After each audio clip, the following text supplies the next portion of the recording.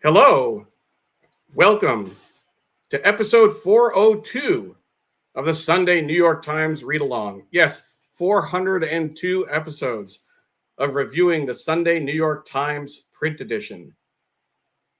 My name is Neil Parekh. Sreenivasan and I have been producing the show and co-hosting, and we're glad to have you with us. We are live on Facebook, Twitter, LinkedIn, YouTube, Instagram, and our Digimentors website. Please like, comment, share, retweet, do all the things that you do to make sure that people find today's show. We have several interesting topics that we're going to be talking about. First and foremost, it's Spain versus Argentina in the World Cup. We'll be looking to hear what your predictions are, who you think will win. We'll also talk about the latest on Iran and all the wildfire smoke coming from our friends to the north, Canada, and how it's been affecting air quality for millions of people. We'll also be looking at some articles in the New York Times around ICE and immigration enforcement. So settle in, grab your cup of coffee, or if you're listening to us on replay, thank you for coming back and watching the show at a time that works for you. We know that 8:30 a.m. Eastern Time is not everybody's cup of tea, but we're glad that you took the time to come back and join us. We have had some incredible shows over the last few weeks. Of course, we did take last week off. Sree did a Instagram live version of the show, which I was able to tune into briefly before taking my daughter to camp. But over the last few weeks, in particular, I want to go back to episode 400, which was a landmark show. We had Tom Jolly, Wayne Camadoy, and Mike Connors join us from the New York Times, and Paula Kiger, our longtime producer, joined us as a special co-host for that episode.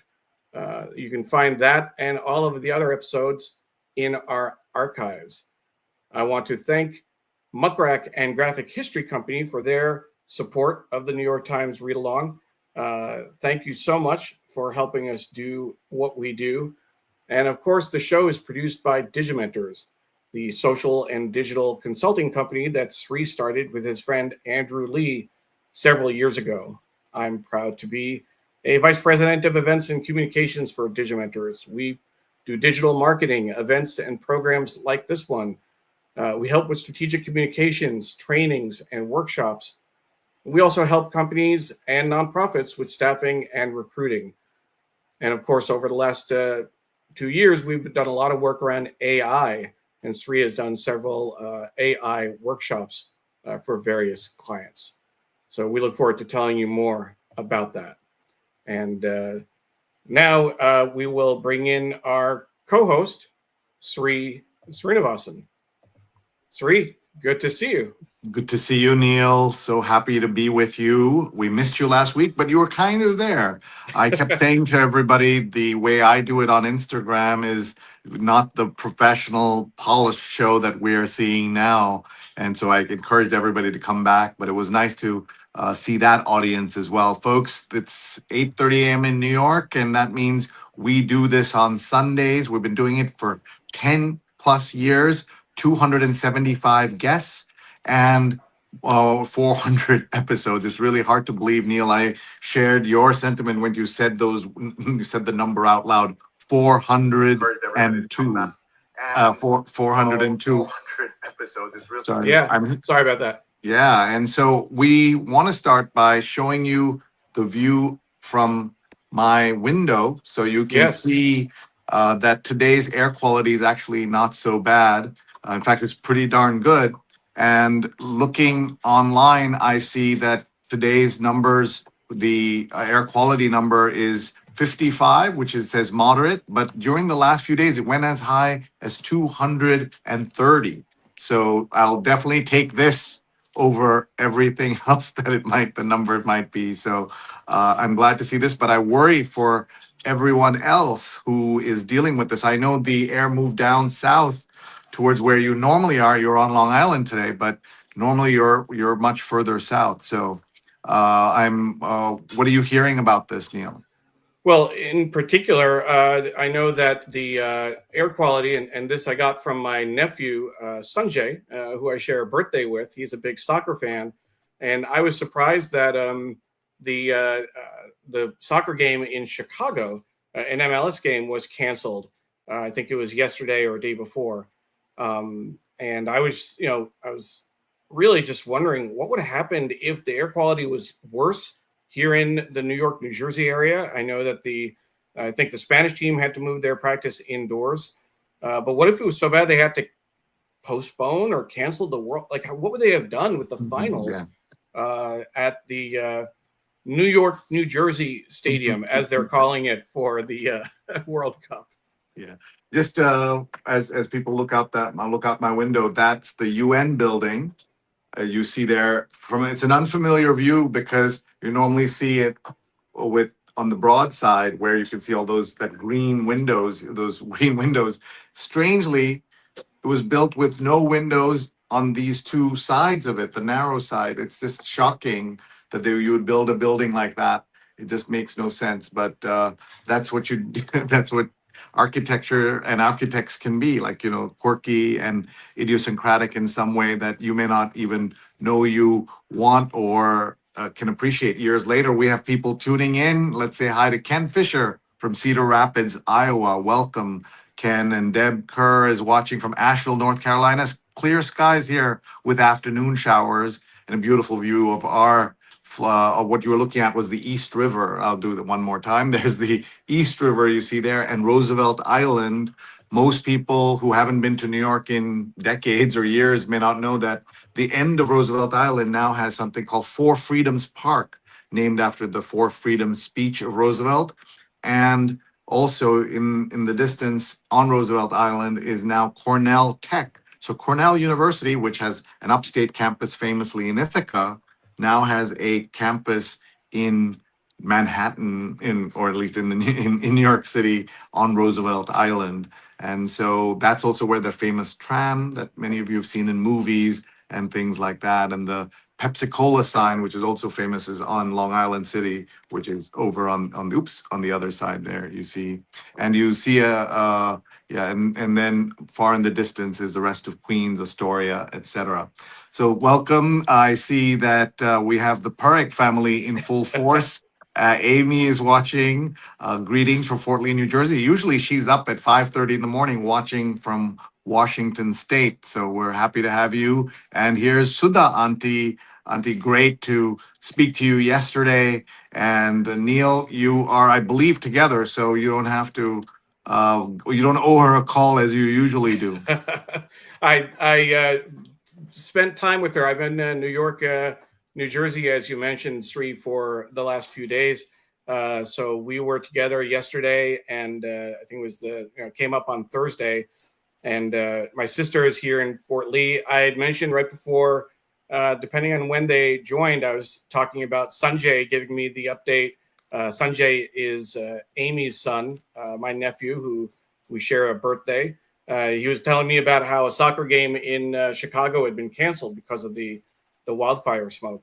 So I'm actually going to be going after the show a little bit later. I'll be going back to Fort Lee to watch the finals with him. So that'll be a lot of fun. Spain versus Argentina. So I know he's rooting for Spain. Sree, what are you thinking for the World Cup? So 4 years ago, I was desperately wanting Argentina to win because I wanted Messi to have a World Cup and for him to put to rest the rivalry with Ronaldo from Portugal, and that came to fruition. So I'm happy for Messi, but this year I'm cheering for anybody but Argentina, and I wanted France to win, and then France not only didn't make it to the finals, had a terrible showing yesterday, as if they didn't want to play. Mbappe did get a couple more goals. Yeah, two more goals. So he now leads Messi. So Messi has to make two more goals today if he wants to win the Golden Boot, which is the man of the tournament Ballon d'Or, right? Yeah, the equivalent of that. Yes. So that's happening. You are watching in New Jersey, but you're not in MetLife Stadium. If you have $10,000 or so, you can still go get a No, ticket, Neil, I'm and take a look. I'm in Long Island today, and I'm actually wondering about how early I need to leave to not get stuck in crosstown traffic getting to even to Fort Lee.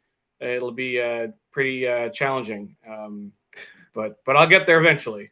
Yeah, I believe it. Debbie is watching, cooling off today, only 80 degrees today, so that's good in the 80s. And Mary C. Curtis, friend of the show, been on the guest many times. She is watching from Charlotte, North Carolina. Thank you for being here. Ron Thomas is watching from Dubai.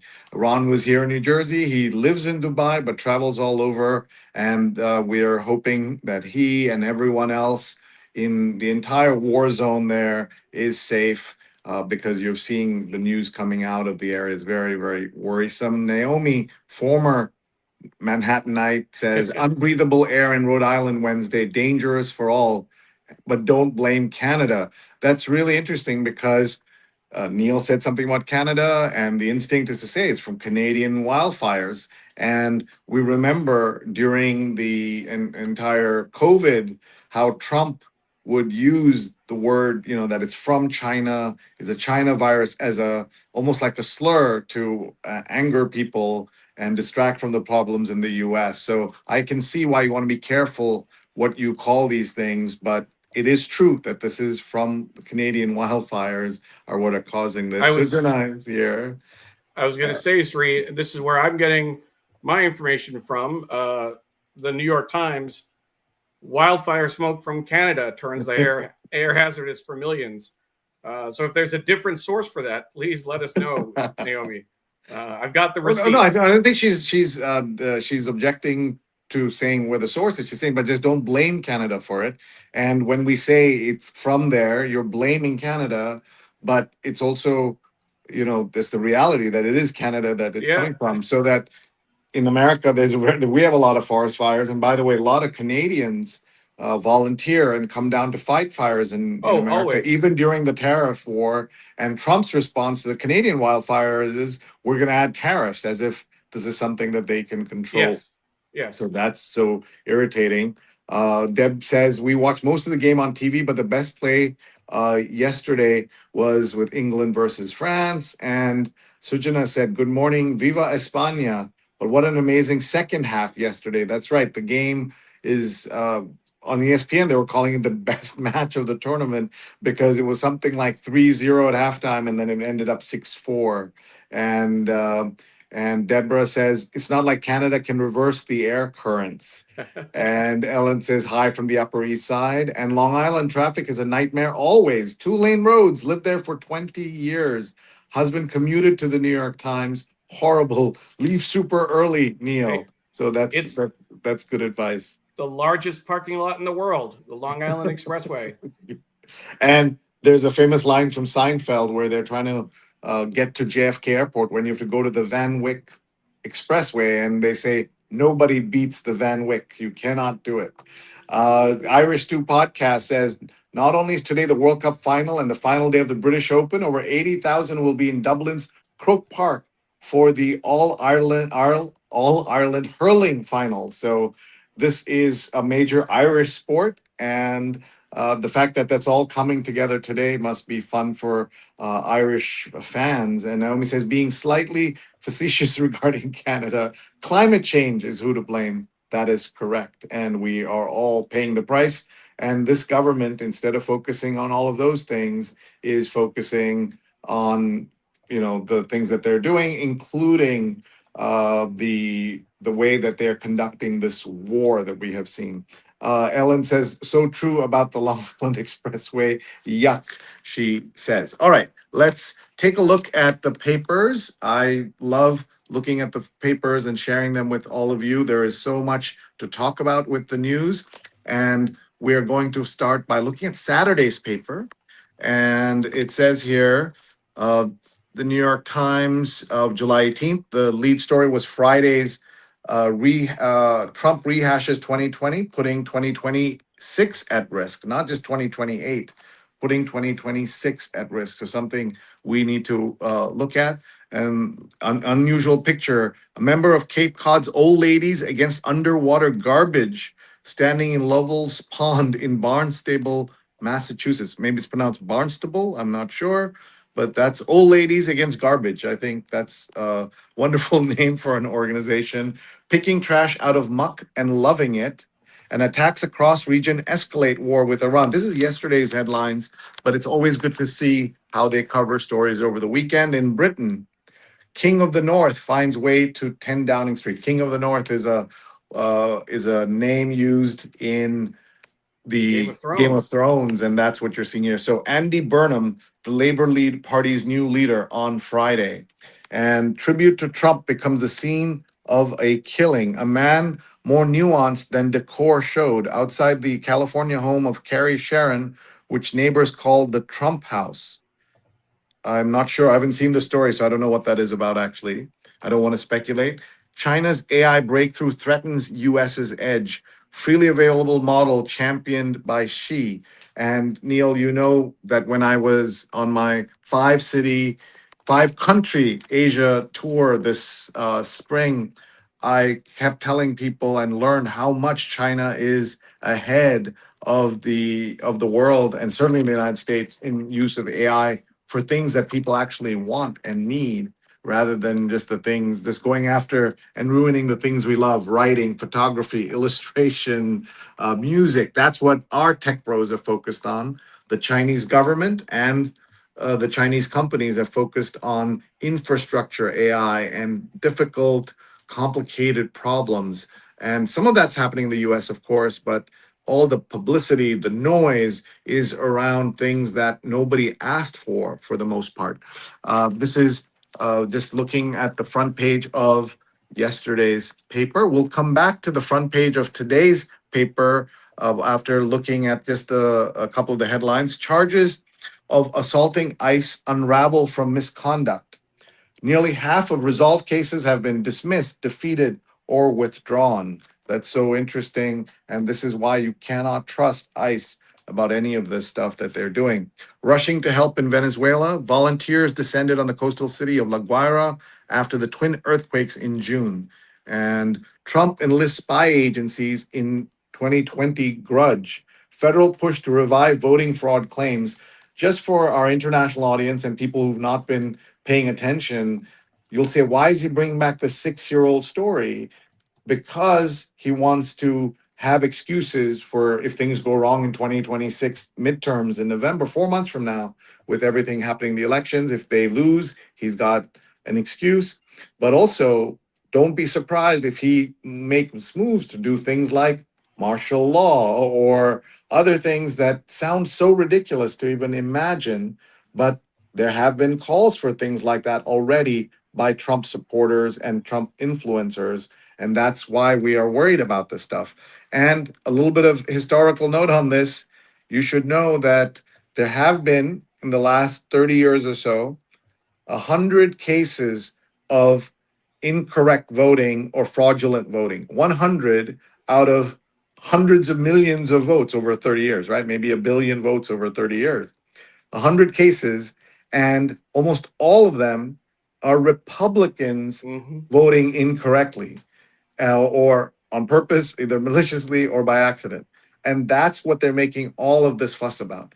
And that's why we have to pay attention and know what is happening. It's not just that they're making a fuss, Sree.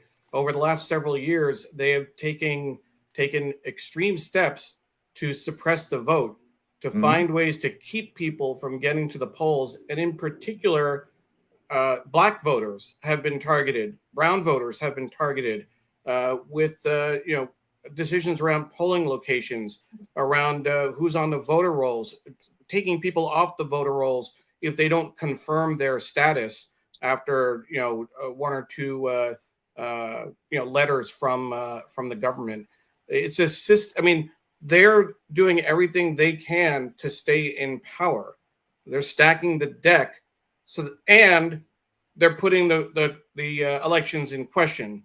So either way, they'll win. They'll either make sure that they get the votes, or if they don't like the results, they'll just question it.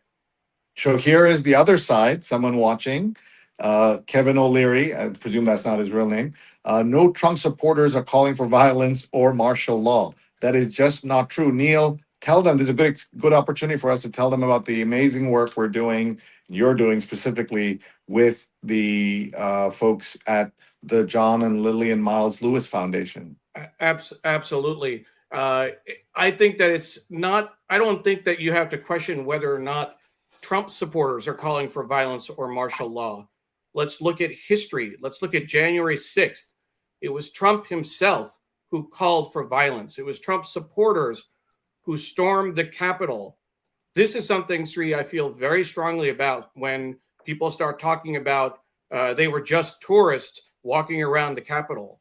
My neighbor is a Capitol Hill police officer, a bike officer. I talked to him after the event.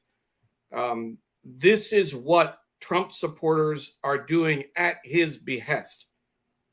And there's no reason to think, and they've tried it elsewhere too in other state capitals. There's no reason to think it wouldn't happen again if they don't like the results. The difference is that Trump and his supporters have the levers of power. We've seen this play before. We know how this goes through. We work very closely with the John and Lillian Miles Lewis Foundation, and the events of the civil rights era are not that long ago. There are people who are still alive that I've met, that I've talked to, who experienced the beatings on the Edmund Pettus Bridge. And in fact, just yesterday, or Friday rather, was the anniversary of Congressman John Lewis's passing. And working with the John and Lillian Miles Lewis Foundation, we posted a video of Morgan Freeman reading John Lewis's famous op-ed, his last op-ed in the New York Times, published after he passed. And you can find the video on our website, jlmlf.org, jlmlf.org. Read the op-ed, watch the video, learn the history, know that we've been here before, that this is not new territory for the right. You're so correct, Neil. Thank you for putting that putting it so clearly for everyone to hear. We have somebody who claims that Illinois allows illegals to vote, right? So then I went into Grok, which is filled with the DNA of Elon Musk, so we know how it leans and what it how it looks at the world. But here's what it says. I said, does Illinois allow illegals to vote? No, Illinois does not allow non-citizens to vote in state or federal elections. And that's Elon Musk's Grok. So folks, it's easy for you to check things like this. Just if you have something you've heard, some conspiracy theory, even a site like Grok may get some of it right. But always go and check the institutions that focus on journalism, that are focused on getting this information right. And that's why we do the show, not because it's only about the New York Times. We've done this with the Washington Post, with the Chicago Sun-Times, the Toronto Globe and Mail, the Khaleej Times in Dubai. And we do this because we're celebrating and putting an emphasis and celebrating news and the importance of getting facts correct, and also fighting misinformation and disinformation. Kevin, please read a newspaper somewhere in the world, and you will learn that what you've been fed on Fox News and other places is incorrect. Here is Mary C. Curtis, who's been covering these issues for decades. She says, already GOP-controlled elections board in North Carolina is pushing changes that echo Jim Crow. Because of majority Republican legislature, the Democratic governor cannot intervene. And Ellen says, women are now being targeted regarding name change after marriage because it's not on your birth certificate. So things like that are a huge problem. Deb says yes to Mary Curtis's notes. And Naomi says Trump's Looney Tunes rant exposes his mental decline to all except Republican boot kissers. Shame on them allowing the lunatic running the asylum. And there are so many other comments coming through here. We won't be able to read all of them. Here's Doug Levy. It's so strange that they insist that Trump won in 2020, but they don't question any other elections if one of their people won. Exactly. So many people, in that 2020 race, Trump did not win, but senators won, Republican congressmen won. Why don't you question those ballots? Only the presidential. It's all on one. It's all on one ballot. So why only check some of those? I do want to engage in one comment, Sree, because one of the things that we talk about on this show is first of all the importance of dialogue, the importance of engaging with comments that we don't like, opinions that we don't agree with. When we see comments that are just ad hominem attacks or just rants, we don't honor them. We don't put them on screen. We don't respond. But some of the things we do need to engage with. Kevin, I'm glad that you're watching. I'm glad that you're staying with the show. You have a different opinion, and that's great. But as I said, we want to address some of the things that people are saying. Kevin is talking about Illinois allows illegals to be police officers, and that Dick Durbin, senator from Illinois, longtime senator, argued for it on the floor of the Senate. 2 points I want to make. One, no one is illegal. Just flat. No one is illegal. If you want to argue that they don't have documentation to be in the states, that's a different story. Undocumented immigrants, sure, that is a group of people that are out there, but no one is illegal. If you want to talk about the history of immigration in this country, most people came to this country undocumented.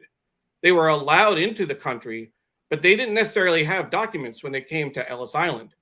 They went through a screening process, and most people were actually kept out, but no one had documents when they came here. Second, okay, so if someone's undocumented and they're a police officer, they love this country just as much as anyone else, and they're putting their life on the line every day to make sure people are safe. I would rather have someone like that serving as a police officer than any of the other people that we're talking about who are attacking police officers at the Capitol on January 6th. So I just want to make that point about police officers, Sree.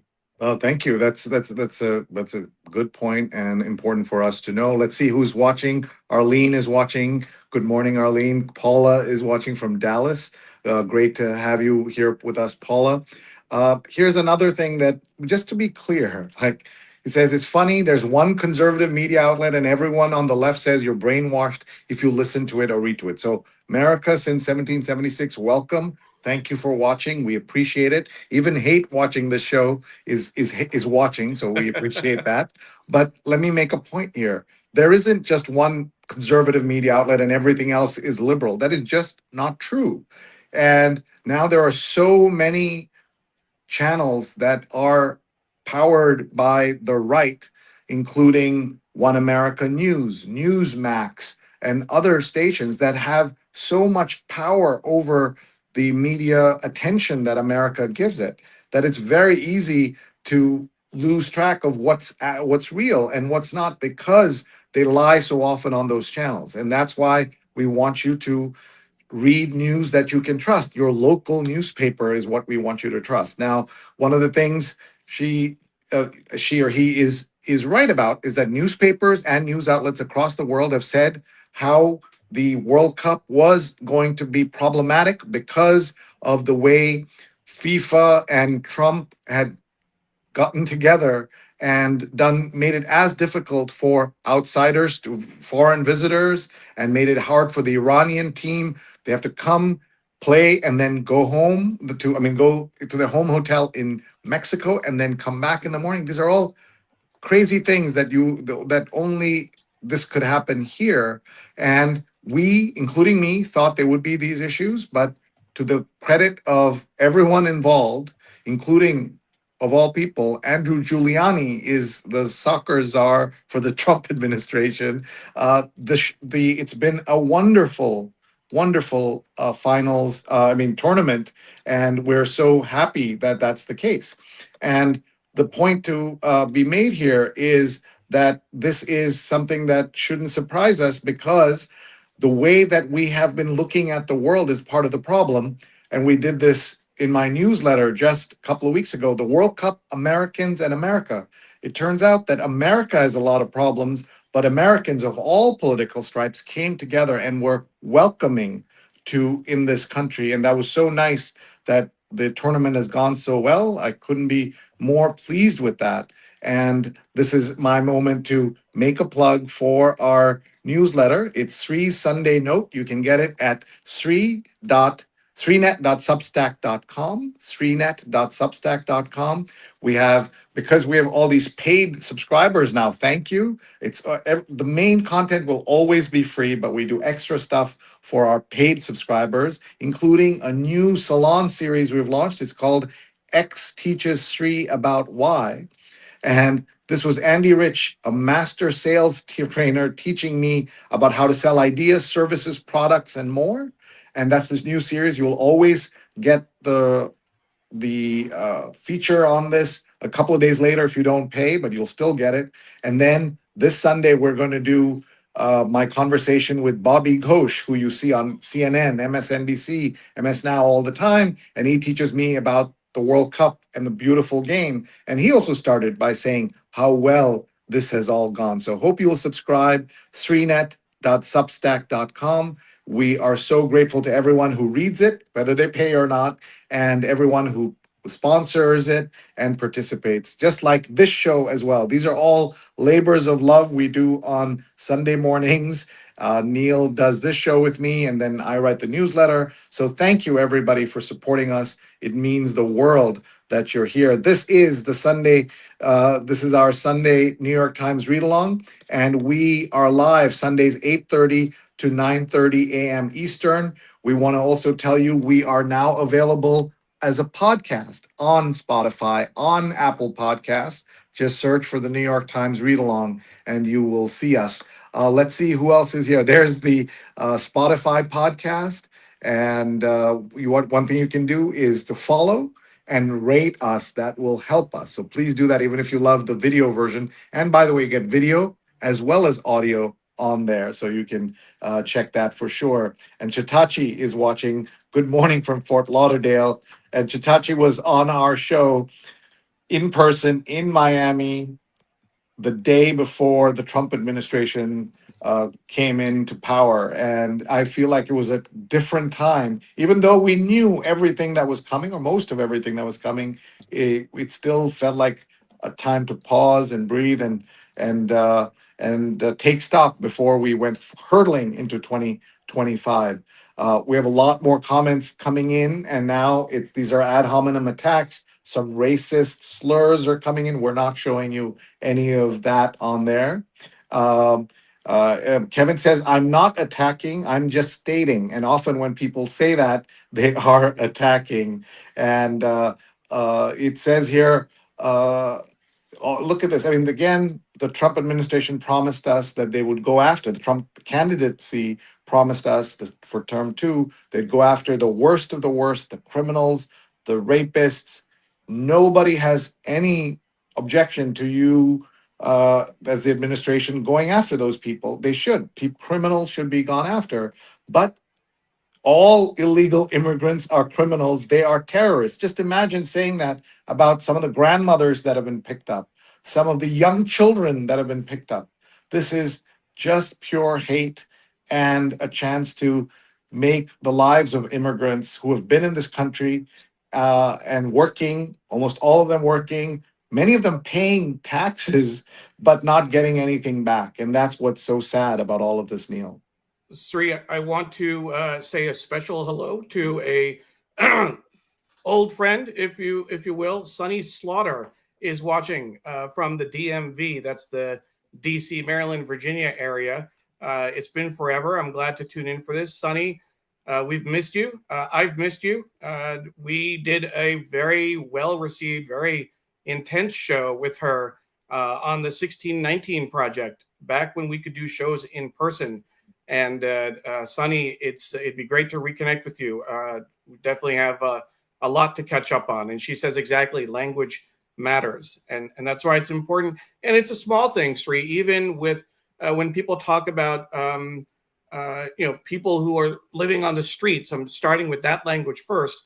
It's not that they're that they're homeless; they're experiencing homelessness.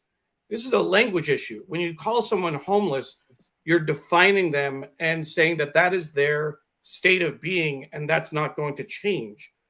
If someone's experiencing homelessness, that is their current state. It doesn't mean they've always been homeless. It doesn't mean they always will be homeless. There's a difference in how you describe people and you talk about people, and it matters. Thank you, Neil. We're about 25 minutes to go, and we have a lot of the paper to cover. Elio Duran is watching. Thank you for joining us. One last thing here from our friend. He says, Kevin says, I'm not hate watching. I'm trying to understand why you hate Americans so much. I am a very proud American. I am what they say, American on purpose. And I hold America to a higher standard because America holds itself to a higher standard. It has for all the decades that we have, the centuries that America has been around, 250 years, something proud that I'm very proud of. Please go and read my essay on the 250th anniversary. And you will, if you say I hate America, then you just don't know how to understand what you're reading or understand what the situation is. Okay, let's get back to the paper. Front page, Iran strike kills 2 U.S. troops. And this is, again, 2 people who have died in an unnecessary a war of choice, a war that we have won 10 times already, in a war where the Iranian military was obliterated last year. And then it's still there, and it's been obliterated this year, and it's still there. So, how is that possible? A compelling distraction at the perfect time. World Cup provided an abundance of good vibes. And there's been a lot of talk about the Norwegian team and some of the other folks, the Scottish fans that have come around. And so this is a piece that's worth reading. A renaissance of startups by Americans with AI's help. Cassidy Winkler, 26, said she used AI to develop marketing for her Pilates business. And so that's on the front page of the Times. Let's look at the other sections. The Sunday business cover is, do these CEOs loathe each other? Bet on it. So who are these people who are doing the loading? I'm going to turn this upside down. That's kind of interesting, Neil. Do you see that? I like the cover. Yeah, it's a card. So that's let's see who this is. The young billionaires who run Polymarket and Kalshi are intent on dominating prediction markets. It's more than a battle, it's bad blood. And these are the markets where people are betting all kinds of things. These are the markets also where we've seen multiple Trump staffers and Trump Yes. insiders make hundreds of thousands of dollars making bets. The person handling his teleprompter, people involved in the raid on Venezuela in the military, not all the military, but an individual soldier somewhere in the chain of command. They have made a killing, literally and figuratively, using insider information. Nike's diversity policy made it a target for a Trump ally. The administration's investigation has become a map for similar cases. Let's keep going here. Mary says people seem to forget that Fox paid nearly $1 billion for lying, and that's your trusted news source. Ron says thank you. It's so great to have everybody here. Thank you so much for watching. We do this every Sunday. We occasionally have guests, and Dr. Sujana Chandrasekhar says there's a lack of basic respect is quite disturbing. Yesterday, Mikey Sherrill posted a video warning about floods and tornadoes and urging New Jersey people to stay safe. And the vitriol she got for doing her job was awful. That's the new governor of New Jersey.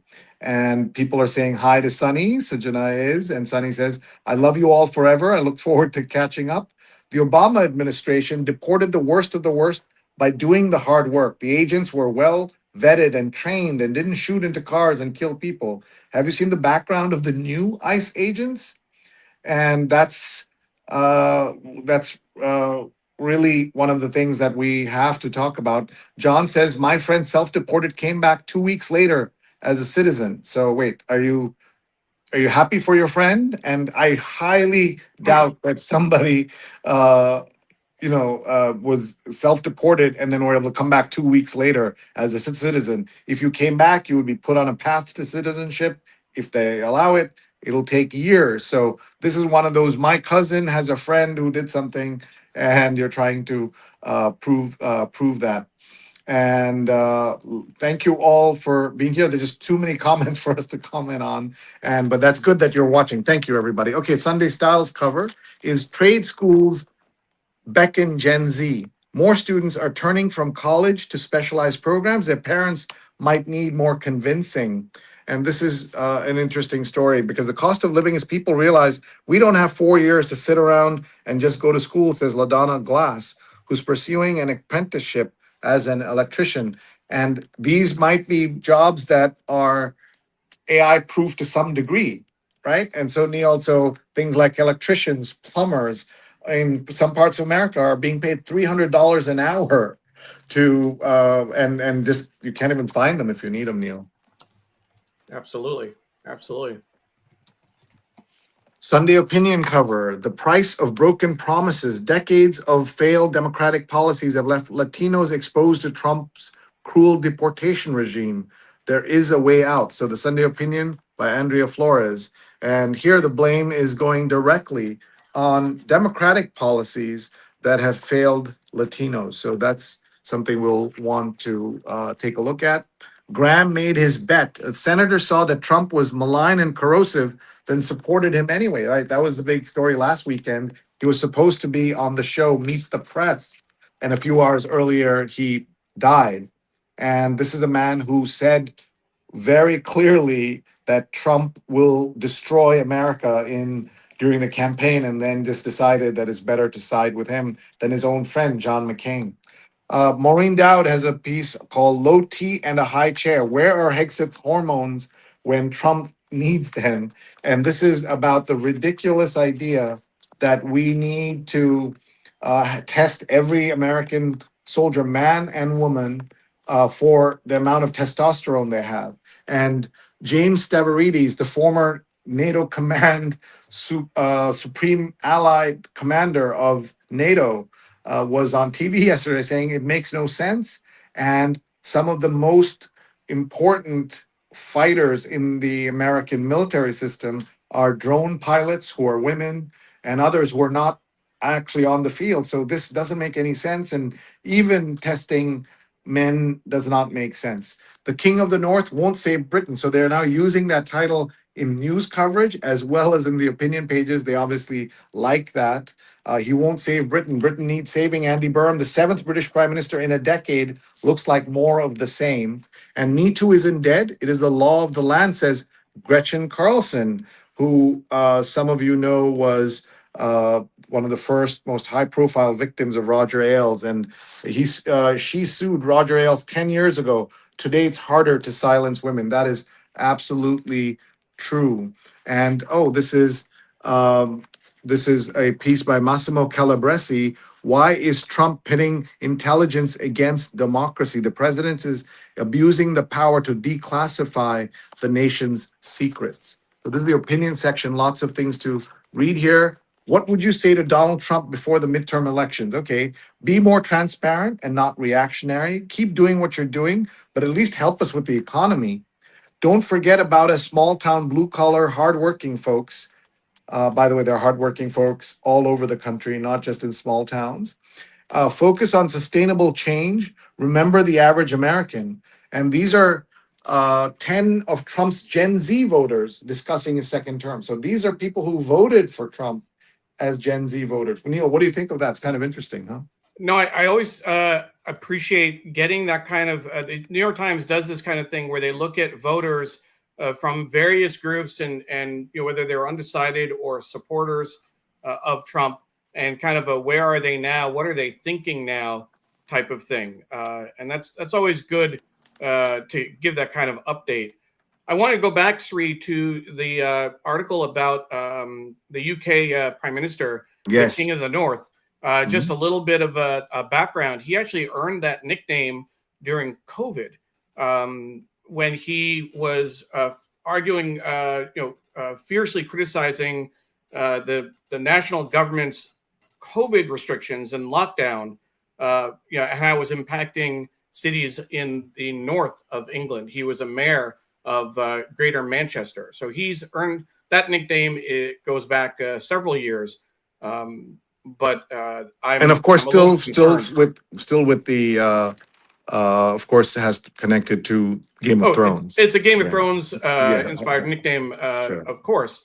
Sure. But it gives me a little concern in terms of that's what his perspective was in terms of criticizing some of the policies Lockdown. during Yeah. COVID. Yeah. The world must wake up to the horror in Sudan. This is, this tells you how important this is, how they're signaling this is important, Neil. By look at the entire page basically is this one editorial. The longer fighting drags on, the greater the chance that regional instability will spread. And then I have not seen this, but A Little House for Our Era, a welcome reboot of a classic story revisits the myth of the American West. That's interesting because I've been complaining about so many of these reboots, but this seems like this is really welcome. And then the We lo-fi watched it, Sree. Oh, is Actually, it good? Pam Yeah. and I have been watching it. I will say that I grew up watching Little House on the Prairie, the Michael Landon version, and I always thought he would always be Pa as far as I was concerned. But we watched the first season, which dropped, and one of the things that's important is that they actually bring in some of the missing elements. The books, the books that Laura Ingalls Wilder wrote, actually, were of that period. Were full of racist and very questionable language around Native Americans, around blacks, etc. And this show actually starts off with, the basic premise. I'm not giving anything away. Is that they moved to a land in Kansas that they think is open for settlement when it actually wasn't. It was the land of the Osage people, and they actually show people living on that land and show the negotiations to offer them pennies on the dollar for their land and to move them to reservations, land that was not as good for their culture, for hunting buffalo, etc. So it does bring that into the story, which is appreciated. Yeah, that's so good to know. Thank you, Neil. The lo-fi way I broke my social media addiction. I designated a single chair where I could sit and scroll. It saved me from my phone. That's a pretty good idea, Neil. What do you think about that? Sitting on one chair and scrolling. Rupa says it was such a path-breaking program, so that She's sounds great. Yeah, I think she's talking about the show. Yeah. And also my mom, so the Parekh, says she agrees. So that's always appreciated. Folks, if you're watching, a couple of notes. If you're watching on Facebook, please remember to press play on the video so that you can comment on the show. If you're commenting on a post, we may not actually see your comment in the studio. We may not be able to respond. And as Sree mentioned, we do this show every Sunday. We review the print edition of the New York Times and talk about the news of the day, engaging with our viewers. So if you have questions, comments, things that you want to talk about, as long as you keep it respectful, we will be happy to engage in that conversation. And here is something you should all do. Neil sends out a note once a week or so, not more than that, certainly, when there's a show. And you can hear what are the topics we're going to cover, any guests we have, and any special exclusive access to PDFs from the New York Times that he is able to get from our friends at the time. So please sign up for that by writing to him. And he's at Neil@Digimentors.group. Neil@Digimentors.group. And you get things like this: the finals preview PDF, the full parade coverage PDF, the Knicks special. So that's just one example of how you can get those. Check out Digimentors.group, look for the New York Times read along section. And then you can also use this tiny URL. Look at this: 6 sentences that have shaped American history. This is also a tiny URL that you can get. Again, find all of these in our archives. Just go one by one and you'll find them there. and it's just so cool. So write to Neil. Another reason to write to Neil and to me is if you'd like to sponsor the show. We are so grateful to our friends at Muckrack and the Graphic History Company for supporting us for so many years. And we love to promote your event, your book launch, your movie premiere, all of that we would love to publicize. So please write to Neil and to me. And here's something that I'm involved with. JLF stands for the Jaipur Literature Festival, the city in India that started with a 200-person festival 20 years ago, now has 500,000 people come. Tina Brown called it the greatest literary show on earth, and Oprah went there and loved it. And now they have JLF USA for the last 10 years, and we've added 2 new cities for the US. We have LA, and we also have Toronto, so it's 6 cities in the US and 1 in Canada, all in a 3-week period. You absolutely don't want to miss this. There's so much cool stuff. So jlflitfest.org. We have North Carolina, Los Angeles, Seattle, Colorado, New York, and Houston. And some of the most famous writers in the world are going to be there. About 30 to 40 to 60%, depending on the city, are of South Asian origin, but everyone else is international journalists, a lot of local speakers, local authors. But it's not just books, it's movies, it's music, food, all of that being celebrated. So check out JLF USA. And if you have any questions, please reach out to me. I'd be happy to help connect you with that. So it's more than a lit fest. We want you to check that out when you can. So thank you very much, everyone. And here's the website for JLF Lit Fest. It's returning to the US this year in 2026. And when you go to the site, you can scroll down and see the information about JLF USA, the different cities that I just showed with links to each city. So, for example, if you click through, you can see the information about New York and then see highlights from the previous year. Sree, 134 speakers, Yeah. 42,000 in-person attendees, 13 venues, 69 sessions, a digital reach of 6.26 million. Yeah, Very amazing. impressive. Amazing work. Ken says, congratulations, you two, on episode 400 milestone. Thank you so much. And Gianni is watching. Gianni's from Italy, our dear friend, and he's predicting that Argentina will beat Spain. Of course, a lot of people in Argentina are of Italian origin, including Messi, as you can tell from his name, and Pope Francis, also Italian origin, but from Argentina. So I'm not surprised Gianni is voting for Argentina, hoping Argentina wins. But everyone, tell us who's going to win, Argentina or Spain.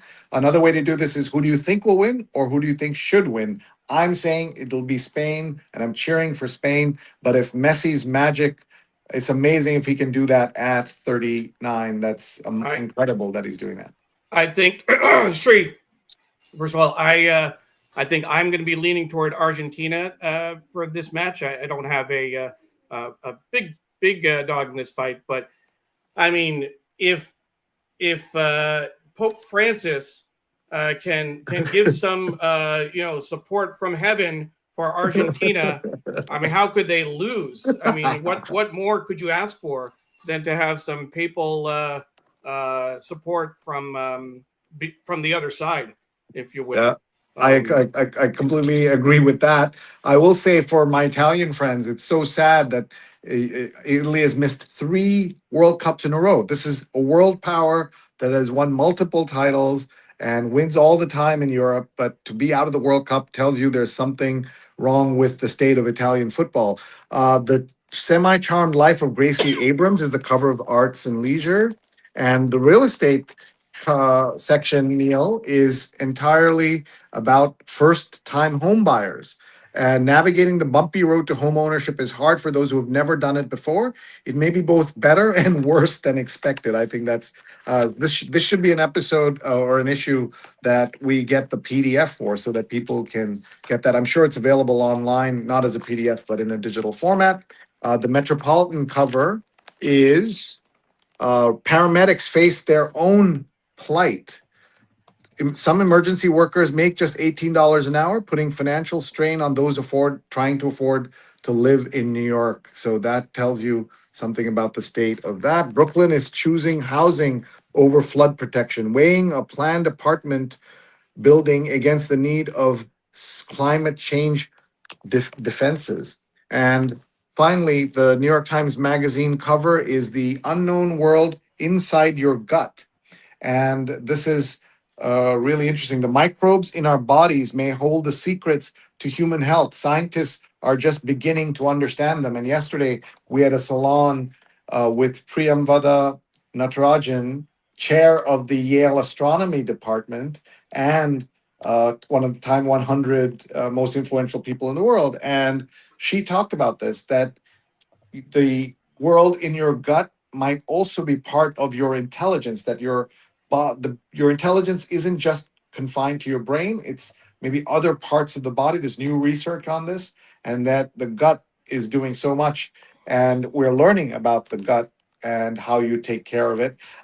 Here's Mary C. Curtis saying, I am cheering for Cape Verde. So that's great. We all think they did so well and deserved all the great attention that they got. Homage due to Pele. Edson Arantes Nascimento, I'm sure I'm mispronouncing his name, better known by his nickname Pele, was a Brazilian professional footballer who played as a forward, widely regarded as one of the greatest players in history. He was among the most successful and popular sports athletes of the 20th century. And our friend Bobby Ghosh interviewed Pele, Messi, Neymar, and put Messi and Neymar on the cover of Time magazine long before they would otherwise have been there. And you'll hear his interactions with those three giants of soccer, of global football in my newsletter today. So please sign up sreenet.substack.com, sreenet.substack.com, so that you can get that newsletter as soon as I send it in a couple of hours. Neil, we're wrapping up the show. Another great episode, so much to discuss. And I love that interaction with people who disagree with us. What we remember Tip O'Neill, a famous American politician, said, who, by the way, would meet on a regular basis with Ronald Reagan, and they would debate things, but they had a civil interaction most of the time. He said, you are entitled to your own opinions, but you're not entitled to your own facts. And I think that's something we should all keep in mind. Absolutely, Sree. The other quote that I think that we should remember, particularly appropriate. I disapprove of what you say, but I will defend to the death your right to say it, with some limits, right? If you ad hominem attacks are not appropriate. But if you want to have a civil discourse and express a different opinion, as long as we have the same facts, absolutely, without question, we should have that conversation. Thank you very much, Neil. Thank you, everybody, for watching. Here's Chachachi saying, great show as usual. Check out her show, folks. And Martin says, thank you both for such an informative broadcast from true journalists. That means so much. And Martin and I have connected over his connection to Dr. Ruth and to our friend Bill Ritter, who we have talked about a lot on this show. Thank you very much, everybody, for watching. Please sign up for Neil's updates. Just write to Neil at digimentors.group. And if you'd like to sponsor us, in addition to our friends at Muckrack and the Graphic History Company, hope you'll join us. And thank you, everyone. We'll be doing a special show of Neil's terrific program. It's called Shining Light on Shadows, a candid conversation about mental health. Episode 52, Art, Hope, and Ending the Shame Around Mental Health. Vasu Tolia, doctor and artist. Neil, tell us more. So this is an episode that we aired on July 9th, 10 days ago. I co-host a show on mental health twice a month, and you can find the link to this show on my website, and I'll share with you. But Sree, we're doing a special episode this Thursday to bring back Vasu Tolia's thoughts. we had some technical issues with the show last week, and my co-host Dawn was not able to join the conversation. So what we're going to do is we're going to show excerpts from the previous show and then let Dawn comment on it. So I will be sending out a link to that show. And we have covered a range of different issues. The whole idea is to lower the stigma around mental health, that we should talk about this as men of South Asian origin, as humans on this planet. Anxiety, depression, and even more debilitating mental health issues affect so many of us, but so many of us are afraid to talk about it because of what people might think. And we're hoping to address that and lower that stigma. Well, thank you. And you do that every day. We're so grateful to you. Ellen says it's important to keep friends who disagree to know the other side. And Sunny says, thank you both. Excellent as always. Ellen, thank you for watching. Goodbye, everybody. We'll be back next Sunday for the New York Times read along. See you then. Bye, Absolutely. everybody. And if you joined us late, as a reminder, you can find this show on Facebook, on Twitter, on LinkedIn, on YouTube from the very beginning, right after we finish up the show. And tag a friend. They can watch us now or later. So please tag Fire Department Coffee and you. Perfect Sunday morning routine. We absolutely love that. Thank you so much for watching, and thank you for saying that. We appreciate it. Bye, everybody. Thank you. Bye-bye.